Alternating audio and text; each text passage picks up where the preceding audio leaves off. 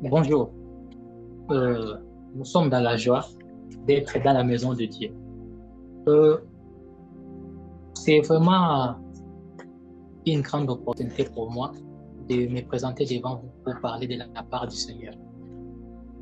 J'aimerais un peu attirer notre attention sur ce qui se passe aujourd'hui dans le monde. On voit il y a des turbulences, il y a un peu de guerre dans différents coins du monde. Euh, Cela nous pousse à réfléchir sur un combat aussi qui nous concerne, nous chrétiens.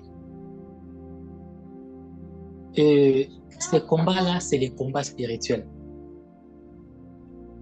J'aimerais que nous puissions parler de ça, du combat spirituel. Et dans cette session que j'aimerais que nous puissions commencer, on, on essaiera de comprendre un peu les combats spirituels. On parlera des différentes influences qui entrent en jeu. On verra aussi comment une personne est influencée. On parlera des possessions, des malédictions, des bénédictions. Et on chitera par les armes. Lorsque on aborde ces thèmes du combat spirituel, il y a certaines vérités ou doctrines bibliques qui doivent entrer en jeu. Des doctrines qu'on doit essayer un peu de comprendre pour que nous puissions arriver tous à la même conclusion. Et parmi ces doctrines, parmi des choses, ces différentes doctrines, on doit d'abord essayer de comprendre son anthropologie. Comment est l'homme? Pour que nous puissions comprendre à quelle dimension il est influencé. Là, on fait plus à la lésion, à la dichotomie ou à la trichotomie de l'homme. On doit aussi avoir une idée sur la christologie. Qu'est-ce qu'est Christ? Qui est Christ? Où est allée son œuvre sur la croix? Parce que c'est en son nom qu'on se bat. Alors, on devait avoir une idée sur Christ. On doit aussi avoir une idée sur la sotériologie. C'est quoi le salut? Est-ce que lorsqu'une personne est sauvée, peut-il vraiment être possédé? On doit avoir une idée sur ça. On doit aussi avoir une idée sur l'angiologie. Il y a des gens, des chrétiens qui disent que dans ces derniers jours, comme d'ailleurs l'auteur à l'Épître aux Hébreux qui dit que dans ces derniers jours, Dieu nous a parlé à travers son Fils. Ils disent que comme Dieu nous parle déjà à travers son Fils, les anges n'ont rien à voir à ce qui concerne les combats spirituels. Pourtant, il y a des anges des ténèbres qui entrent en jeu. Pensez-vous que les anges de lumière resteront toujours comme ça, sans rien faire dans ces combats? On devait avoir une image sur l'angéologie. Donc, c'est un peu ça. On doit toujours avoir l'image sur ces choses-là avant que nous puissions euh, essayer un peu de comprendre ces sujets du combat spirituel. On va lire dans Éphésiens chapitre 6, les versets 10 à 17, c'est la portion qui fera partie de notre étude. Éphésiens chapitre 6, le verset 10 à 17. Je vais d'abord lire en version 8 secondes. Plus tard, je lirai dans la version parole vivante. Éphésiens chapitre 6, le verset 10 à 17 nous dit ceci. Au reste, fortifiez-vous dans le Seigneur et par sa force toute puissante. Revêtez-vous de toutes les armures de Dieu afin de pouvoir tenir ferme contre les risques du diable. Car nous n'avons pas à lutter contre la chair et le sang, mais contre les dominations, contre les autorités, contre le prince de ce monde, les ténèbres, contre les esprits méchants dans les lieux célestes. C'est pourquoi prenez toutes les armes de Dieu afin de pouvoir résister dans les mauvais jours et de tenir ferme après avoir tout surmonté. Tenez donc ferme et à vos rangs la vérité pour ceinture. Revêtez la cuirasse de la justice. Mettez pour chaussure à vos pieds le zèle qui est dans l'évangile de paix. Prenez par-dessus tout cela les boucliers de la foi avec lesquels vous pourrez éteindre tous les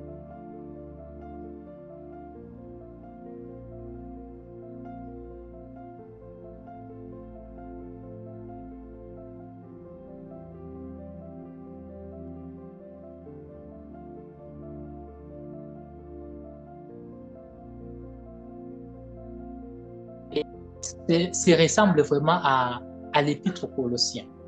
Et Paul, en écrivant cela, ce n'était pas seulement destiné aux Éphésiens seuls, mais c'était comme une sorte de circulaire.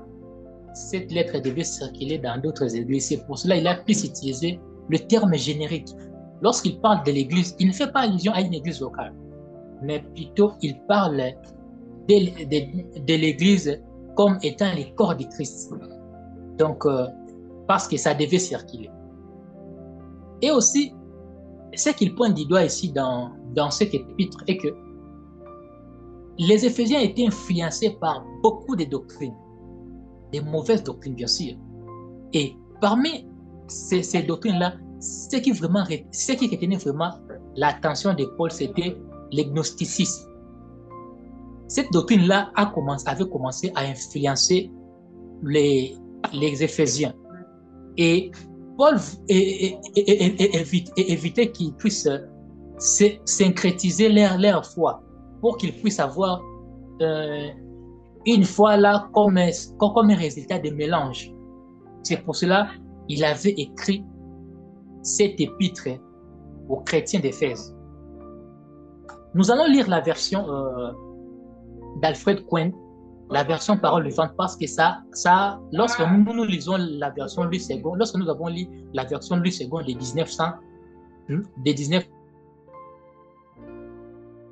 1910, on a tendance à ne pas comprendre certains termes. Mais si on peut lire la version d'Alfred Cohen qui est plus récente. Éphésiens chapitre 6, le verset 10 à 17, parole vivante version. Éphésiens 6 à 17 et Éphésiens 6, 10 à 17, parole vivante nous dit ceci. Pour conclure, devenez des chrétiens forts, non par vous-même, mais appuyant vos forces dans les ressources infinies de la puissance du Seigneur. C'est dans la communion avec lui que vous trouverez votre énergie. Ouvrez-vous entièrement de l'armure complète que Dieu vous offre, afin de pouvoir tenir ferme contre toutes les ruses des guerres du diable. Car ce n'est pas seulement de notre combat à nous qu'il s'agit. Nous n'avons pas à lutter uniquement contre notre nature terrestre, ni contre de simples ennemis mortels, mais contre les puissances occultes, contre une organisation spirituelle satanique, contre les dictateurs invisibles qui, dans les ténèbres, veulent contrôler et régir notre monde. C'est grave. Contre la légion des esprits démoniaques dans les sphères surnaturelles, véritables agents du quartier général du mal. Voilà pourquoi il vous faut endosser toute l'armure divine afin de pouvoir tenir bon au mauvais jour, de faire usage de tout l'équipement que Dieu vous offre et de faire tout ce qui est possible si vous voulez repousser les attaques, remporter la victoire sur tous les ennemis et rester maître de la place. Soyez donc prêts au combat, debout et ferme. Que la vérité soit votre cuirasse. Chaussez-vous du zèle courageux que donne l'évangile pour annoncer la bonne nouvelle du salut et de la paix avec Dieu. Soyez toujours prêts à transmettre cette parole. En toutes circonstances, saisissez-vous de la foi comme un bouclier contre lequel viendront s'écraser toutes les flèches enflammées de l'adversaire. Prenez les casques du salut ainsi que l'épée de l'esprit, c'est-à-dire la parole et les promesses de Dieu. C'est vraiment magnifique cette version. Avant d'entrer dans le vif du sujet, j'aimerais imposer un fondement ici. C'est que l'équilibre biblique veut à ce que nous ne puissions pas accuser les démons de tout, mais aussi de croire à la personnification du mal. Je répète, l'équilibre biblique veut qu'on ne puisse pas accuser les démons de tout, mais aussi de croire à la personnification du mal. C'est-à-dire, tout ce que toute chose mauvaise qui arrive dans ce monde n'est pas seulement des mondes. Parce que ce monde n'a pas été créé pour les esprits. Notre monde a été créé pour la chair et le sang, pour les humains et non pour les esprits. C'est pour cela même, pour que Jésus puisse arriver dans notre monde, lorsque l'auteur aux Épîtres aux Hébreux, l'auteur à l'Épître aux Hébreux parle de lui, il dit que pour m'introduire dans le monde, tu m'avais fait un corps. D'ailleurs, Ésaïe le dit, un enfant nous est né, un fils nous est donné. C'est-à-dire, pour qu'il puisse arriver dans ce monde, Marie devait donner la chair. Marie devait donner un enfant, il devait donner un corps. Mais le fils n'était pas né. L'enfant de Marie était né, mais le fils était donné. Pour que le fils puisse arriver ici, il devait porter un corps. Donc, un esprit ne peut pas agir dans notre monde comme ça, dans sa nature spirituelle. C'est-à-dire, on voit un esprit se promener comme un être humain. Non. Soit cet esprit-là doit porter un corps, ou bien il doit posséder une personne, ou bien une chose. Parce qu'il y a aussi certains endroits qui sont possédés. Donc, il doit posséder une personne, une chose, un animal peut-être, parce que souvenez-vous, lorsque Yoshua avait délivré la personne là qui avait la légion des démons, ils étaient entrés chez les pourceaux. Donc, un esprit pour agir, il doit posséder soit une personne, un endroit, ou bien un animal. Ce monde, c'est le monde de la chair. Donc, il ne faut pas accuser les démons de tout. De même aussi, il faut aussi croire à la personnification du mal. Il faut croire qu'il y a des entités, il y a des êtres capables d'amener le mal à un niveau très élevé. Ils ont cette capacité d'influencer les hommes en mal. Donc, nous devons avoir cet équilibre-là dans nos pensées. Autant que les démons ne sont pas à la base de tout, autant aussi que nous devons croire que ils sont aussi, les mal aussi existent. Il y a des personnes, il y a des entités tellement maléfiques qui essaient un peu de régir certaines lois sur notre monde. Et lorsque nous parlons des démons, c'est un peu étonnant et parfois effrayant. Mais même Yoshua dans son ministère, d'ailleurs, Marc, lorsque Marc parle de lui, si sa doctrine avait vraiment frappé les gens, c'était parce qu'il avait fait, permettez les termes, l'exorcisme. Dans Marc chapitre 1, le verset 27, Marc 1, 27, on dit ceci. Tous furent saisis de stupéfaction, de sorte qu'ils se demandaient les uns aux autres. Qu'est-ce que c'est ceci? Une nouvelle doctrine. Ils commandent avec autorité, même aux esprits impurs, et ils y obéissent. Donc c'est une réalité. Lorsque nous avons lu Éphésiens chapitre 6, les versets 10 à 17, il y a 5 leçons que ce passage-là nous apprend. La première leçon est que la guerre spirituelle existe même pour un chrétien. Le verset 12 est clair, ça dit que car nous n'avons pas à lutter contre la chair et le sang. Il ne faut pas croire que comme nous sommes devenus enfants de Dieu, il n'y a pas de guerre. Comme nous sommes devenus enfants de Dieu, on ne peut pas rencontrer des combats. Des combats existent bel et bien pour un enfant de Dieu. La deuxième leçon est que l'ordre logique d'une menace spirituelle des chrétiens, ce n'est pas d'abord les diables ou les démons. Non. L'ordre logique des menaces des chrétiens, c'est le péché, le monde et les diables en dernier. Le péché, le monde et les diables en dernier. Lorsque nous lisons Jean chapitre 8, le verset 34, Jean 8, 34, Yoshua nous dit que tout ce qui se livre au péché devient esclave du péché. Il n'a pas dit qu'il devient esclave du diable, mais il devient esclave du péché. Le péché nous enlève dans la protection divine. Le péché nous expose, il nous jette en pâture au diable. C'est-à-dire, pour que le diable puisse nous avoir, nous devons transgresser la loi de Dieu.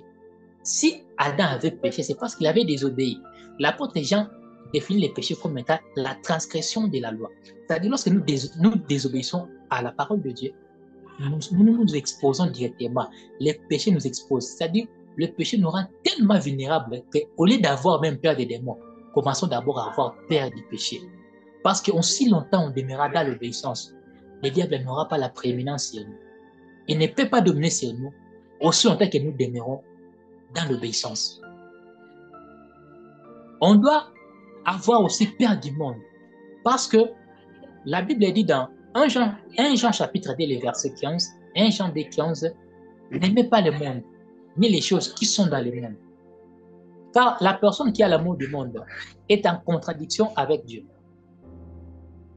Pour que Satan puisse te tenter, il doit passer par les choses qui t'attirent, c'est-à-dire les convoitises qui se trouvent dans le monde. Il y a des choses que Dieu est contre, des choses que Dieu parle, des choses que Dieu ne veut pas que nous puissions faire étant ses enfants. Par exemple, lorsque nous lisons Lévitique chapitre 18, Lévitique chapitre 18, d'ailleurs, c'est intitulé « La loi relative aux mœurs ». Cet épître-là, ces chapitres-là traitent surtout sur le mœurs. Vous allez voir qu'il y a tellement des interdits. Tu ne verras pas la nudité de ceci, la nudité de ceci. On a interdit tout ça. Mais regarde ce que le monde fait.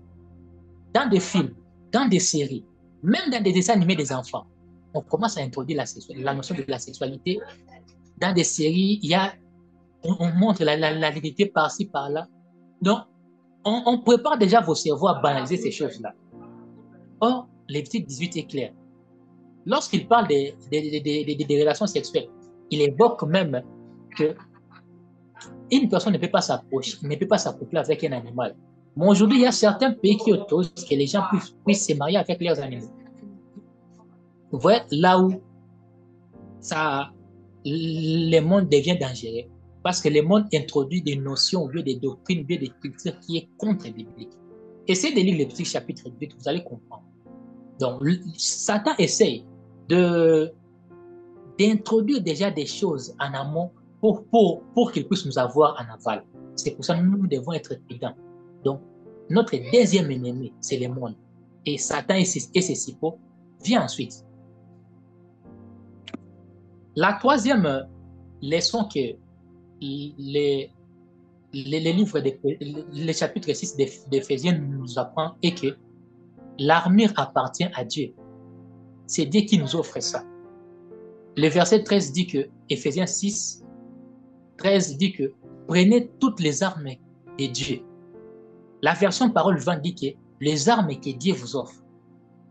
Ce n'est pas nos armes, c'est l'armure de Dieu. Alors, si on devait utiliser ça, on doit se référer au propriétaire. On ne peut pas utiliser ça comme bon nous semble, parce qu'aujourd'hui, il y a des gens qui essayent de détourner les armes de Dieu. On entend des histoires.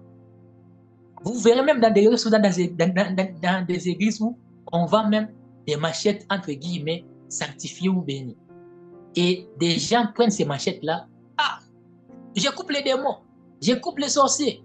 Ah, est-ce que lorsque vous lisez la Bible, lorsqu'on parle de l'épée de l'esprit, c'est comme ça que Dieu utilise ça. Donc, il prend l'épée de l'esprit, il commence à couper les démons. C'est comme ça qu'il utilise ça. Pourquoi on commence à détourner les armes de Dieu? Parce que les détournements politiques, lorsqu'on dit que quelqu'un, un homme politique a détourné, c'est-à-dire qu'on lui avait donné par exemple l'argent pour construire des routes, lui il prend cet argent, il construit des écoles publiques. C'est toujours pour l'État. Mais ce n'était pas l'utilité ou bien l'objectif à laquelle on lui avait donné cet argent-là. Donc c'est du détournement. Arrêtons de détourner les armes de Dieu. Utilisons ça comme lui, il utilise ça. La quatrième leçon est que les ennemis de nos âmes sont bien organisés et hiérarchisés. Lorsqu'on a lu les chapitres ici d'Éphésiens, on a dit il y a les principautés, il y a les trônes.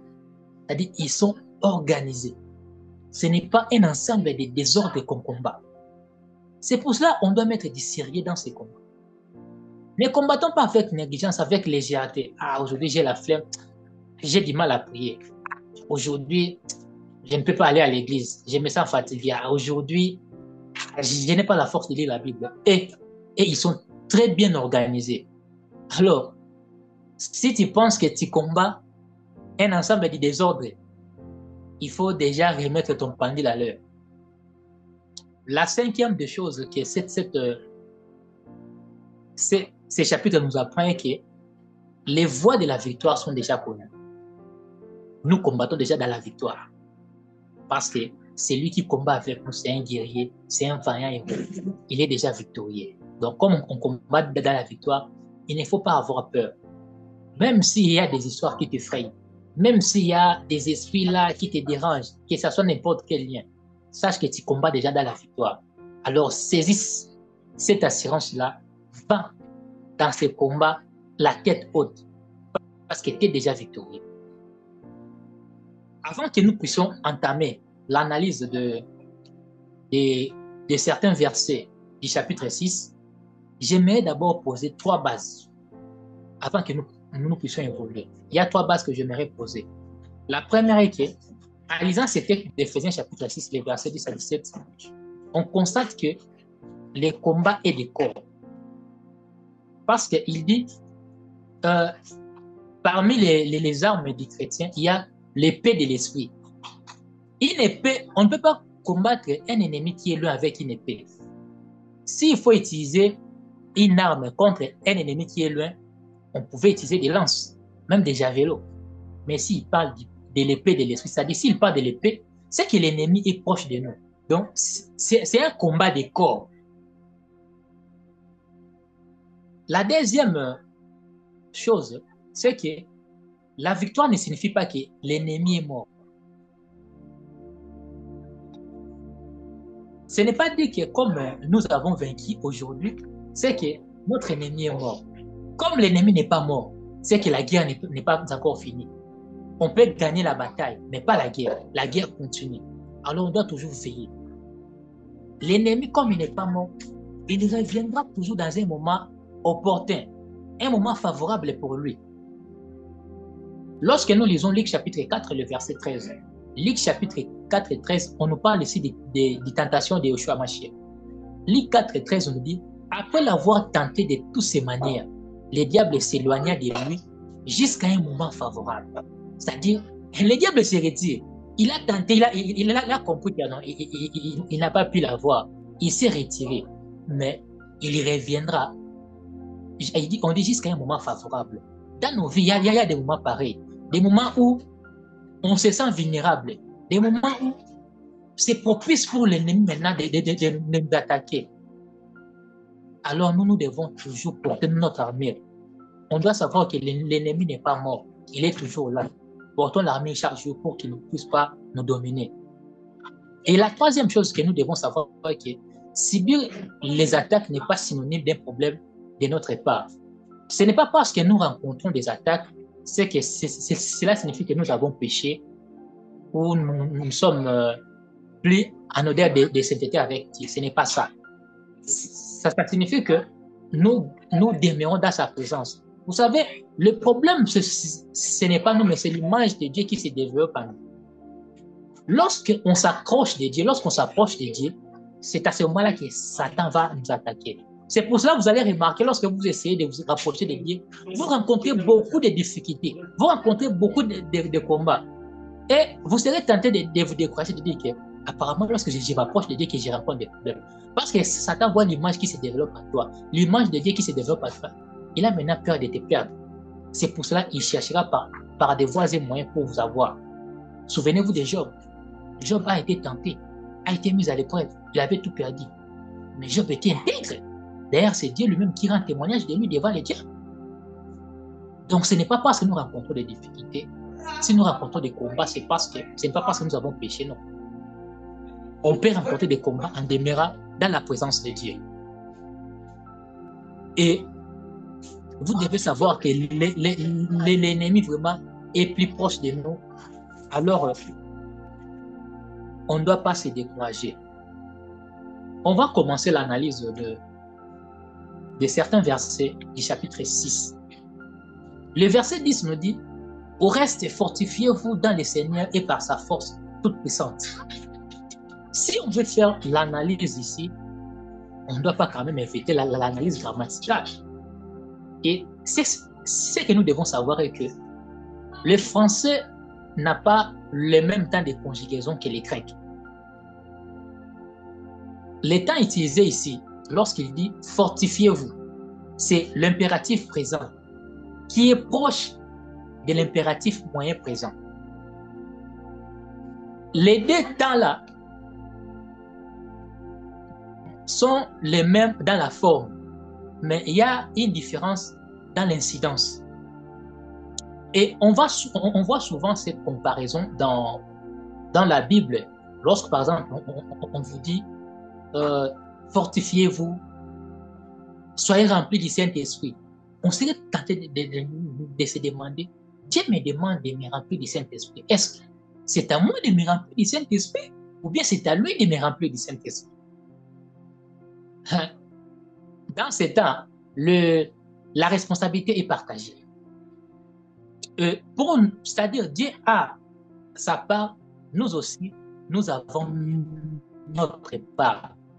C'est un peu ça l'essence de ces temps.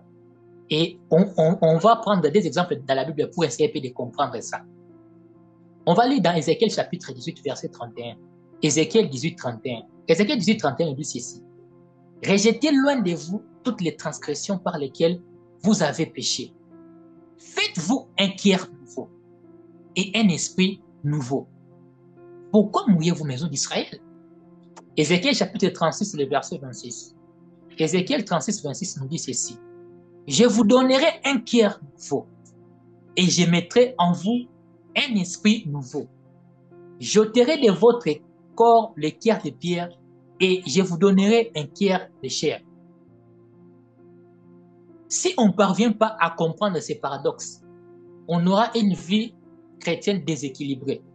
Et certains chrétiens qui ne parviennent pas à comprendre ces paradoxes seront tentés de croire qu'il faut opérer un choix entre ces deux versets. Alors, il y aura certains qui diront, moi, je préfère que Dieu puisse me donner un cœur nouveau. Ceux qui seront tentés d'opérer ces choix-là mèneront une vie chrétienne irresponsable. Parce qu'ils penseront qu'ils n'ont rien à faire. C'est à Dieu de tout faire. Et de l'autre extrême aussi, ceux qui se diront que bon, moi, j'ai rien à faire, c'est à Dieu de me remplir. Et pardon, c'est ceux qui se diront que non, il faut que je puisse faire l'effort d'être rempli du Saint-Esprit. Ils mèneront une vie légaliste parce qu'ils croiront qu'ils doivent tout faire. C'est par leurs propres efforts qu'ils parviendront à se donner ou à se faire un cœur nouveau. Alors, ils mèneront une vie chrétienne légaliste, ce qui est dangereux. La volonté de Dieu est qu'il puisse avoir de l'équilibre et Dieu puisse faire sa part. C'est pour ça lorsqu'il dit fortifiez-vous, c'est-à-dire vous devez faire votre part pour être fortifié et Dieu aussi va faire sa part pour vous fortifier. C'est-à-dire la responsabilité est partagée. Et c'est à cela que nous devons comprendre. C'est pour ça, lorsque la Bible dit « Soyez remplis du Saint-Esprit », on voit ça dans Éphésiens chapitre 5, le verset 18 à 19. Éphésiens 5, 18 à 19. La Bible nous dit « Ne vous enivrez point du vin, mais soyez remplis du Saint-Esprit. » Oh, que je puisse être rempli du Saint-Esprit, comment je peux faire? Dieu veut me remplir du Saint-Esprit, mais qu'est-ce que moi je peux faire? Quelle est ma part? Moi, je dois faire de l'espace pour que Dieu puisse me remplir du Saint-Esprit. Comment? Les versets continuent en disant, en chantant des psaumes, des hymnes et des cantiques spirituels. Donc, c'est ça ma part. Moi, je dois faire de l'espace en chantant des psaumes, des hymnes, des cantiques spirituels pour que Dieu puisse me remplir. C'est un peu ça l'essence de ces temps-là. Donc, Dieu ne peut pas tout faire pour nous. De même, nous, on ne peut pas tout faire sans Dieu. Dans ces combats, on doit se battre ensemble avec Yahvé. Ce n'est pas à Dieu de se réveiller à minuit pour prier. Non, c'est à vous. Parce que lui ne sommeille ni ne dort. Ce n'est pas lui qui va utiliser les noms de Jésus devant les démons. Non. D'ailleurs, vous pensez que lorsqu'un ange de lumière rencontre un ange de ténèbres, il lui chasse par les noms de Jésus? Je ne pense pas. Lorsque nous lisons Actes des Apôtres, chapitre 14, verset 12. Actes 14, 12 nous dit, il n'y a sous les ciels aucun autre nom qui a été donné parmi les hommes. C'est-à-dire que les noms de Jésus n'étaient pas donnés pour les anges. On dit parmi les hommes. Donc c'est à nous d'utiliser ça. Fortifiez-vous. Fortifie-toi. Fais ta part. Et Dieu fera sa part dans ces combats. Oh, ma femme prie beaucoup. Elle va prier pour moi. Ma mère prie beaucoup. Ma mère gêne même. Papa, fais ta part. Fortifie-toi. Les versets disent, fortifiez-vous par sa force toute puissante. Lorsqu'il parle de la force toute puissante ici, il évoque un peu le côté guerrier de Dieu. Lorsque nous lisons Exode chapitre 15, le verset 3, Exode 15, 3 nous dit, Yahvé est un vaillant héros. Yahvé est son nom. C'est-à-dire, on doit nous fortifier. Pourquoi? Parce que nous combattons avec un guerrier. Souvenez-vous du combat de David et Goliath dans la Bible. On dit que lorsque Goliath apparaissait seulement comme ça, tous les soldats israéliens fuyaient. Les Israélites fuyaient devant Goliath. Et même un plus faible soldat philistin avait du courage, avait le courage de se battre. Pourquoi? Parce qu'il se disait que nous avons un guerrier, Goliath est notre guerrier. C'est-à-dire la présence déjà des Goliath donnait du courage même aux plus faibles soldats philistins. C'est dans ce sens-là qu'on demande que nous devons nous fortifier par sa force toute puissante. C'est-à-dire, on se bat avec un guerrier. On doit savoir que nous nous battons avec Dieu. Il nous donne ses armes, il est avec nous, il se bat avec nous. Donc la victoire est déjà assurée. C'est pour cela qu'on doit nous fortifier. On doit se fortifier par sa force toute puissante qui vient toujours. Le prophète Ésaïe essaie un peu de dépeindre le côté guerrier de notre Seigneur. Ésaïe chapitre 42, le verset 13. Ésaïe 42, 13 nous dit ceci. Yahvé s'avance comme un héros. Il excite son ardeur comme un homme de guerre. Il élève la voix, il jette des cris, il manifeste sa force contre ses ennemis. Ésaïe 49, 24 à 25. Ésaïe 49, 24 à 25 nous dit, les butins du puissant lui sera-t-il enlevé? Et la capture faite sur le juste échappera-t-elle? Oui, dit Yahvé, la capture du puissant lui sera enlevée. Et les butins du tyran lui échappera. Je combattrai tes ennemis et je sauverai tes fils. Il nous assure qu'il va combattre nos ennemis et il va sauver notre progéniture. C'est-à-dire, on se bat avec un guerrier. On ne doit pas se décourager. Ésaïe 59, 16 à 17. Ésaïe 59, 16 à 17 nous dit, il voit qu'il n'y a pas un homme. Il s'étonne de ce que personne n'intercède. Oui, Dieu s'étonne ici. Parce que dans ces combats, on doit se battre des concerts avec lui. Mais il s'étonne à ce que personne n'intercède. Alors son bras lui vient en aide et sa justice lui sert d'appui. Il se réveille de la justice comme d'une cuirasse. Et il prend et il met sur sa tête les casques du salut. C'est fascinant cette symbiose de l'évangile. C'est que Paul a écrit concernant l'armure, c'est les mêmes aussi que le prophète Ésaïe a écrit ici. Pourtant, il y a beaucoup d'années qui les séparent. C'est fascinant vraiment l'évangile. La cuirasse de Paul, c'était la justice. Ici aussi, Ésaïe nous dit, Dieu s'est révélé de la justice comme cuirasse. Les casques de Paul, c'était les saluts. Ici aussi, Dieu s'est révélé du casque du salut. C'est fascinant vraiment l'évangile. Il dit, revêtez-vous de toutes les armes de Dieu. Le verset 11 de la première partie. Revêtez-vous de toutes les armes de Dieu. Le temps utilisé ici, c'est l'impératif moyen au risque. C'est-à-dire, ça donne l'essence d'urgence ici. Ce n'est pas que, bon, revêtez-vous de cette armure lorsque vous trouverez nécessaire. Revêtez-vous de cette armure lorsque vous verrez que c'est important. Non, ça donne l'essence d'urgence. C'est-à-dire, Revêtez-vous, revêtez-vous, revêtez-vous, revêtez-vous, revêtez-vous. C'est-à-dire, ça donne les centres dirigeants, c'est-à-dire, les combats tellement réels que nous devons nous revêtir de l'armure. On ne doit pas dormir. Revêtez-vous, revêtez-vous. C'est dans ce sens-là, c'est qu'il parle ici. C'est-à-dire, l'ennemi de nos âmes est là. Alors nous devons nous revêtir de l'armure pour que nous puissions résister. Et il y a des choses que nous devons savoir, c'est que la justification ne fournit pas la délivrance la délivrance de la lutte et de la tentation spirituelle. Ce n'est pas parce que nous sommes justifiés qu'on ne peut pas être tenté, qu'on ne peut pas, que les diables ne peuvent pas nous insuffler de mauvaises pensées. Et souvenez-vous du Fils de Dieu lui-même, Yoshua Hamashiach, Saint de Dieu sur terre.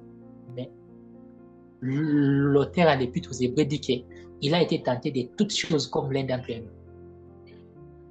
Donc, la justification ne nous épargne pas de tentations. La deuxième chose que nous devons aussi savoir, c'est que la présence d'une nouvelle personne n'implique pas la mort de l'ancienne personne, c'est-à-dire la présence du nouvel homme n'implique pas la mort définitive du vieil homme. Il y a un pasteur qui rencontrait qu'il y avait un frère qui disait que moi, les jours où je vais me faire baptiser, je vais les vieux hommes, je porterai directement la nouvelle nature. Les vieux mourront le jour où je me ferai baptiser. Quelque temps après son baptême, il est revenu vers ce pasteur-là pour lui dire, pasteur, je ne savais pas que les vieux hommes savaient nager.